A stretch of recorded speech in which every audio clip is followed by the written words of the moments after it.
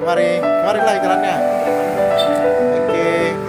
Alhamdulillah, 40 masyarakat Aceh penyandang disabilitas kaki mendapat program bantuan kaki palsu bekerja sama BFLF, Kick and Foundation, dan Angkasa Pura II.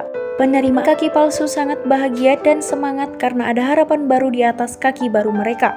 Beberapa pelajar yang memperoleh kaki palsu ada yang memiliki prestasi, di antaranya Cahaya kelas 4 SD berasal dari Tamiang yang menjadi juara 2 di kelasnya.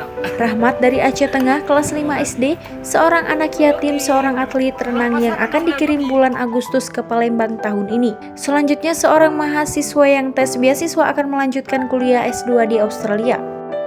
Ketua BFLF Indonesia Michael Octaviano, SSTP berharap dari 200 lebih permohonan yang masuk, kekurangannya bisa dibantu oleh pemerintah daerah dan provinsi dan lembaga CSR lainnya agar semuanya merasakan kebahagiaan ini, apalagi menjelang Ramadan dan Idul Fitri.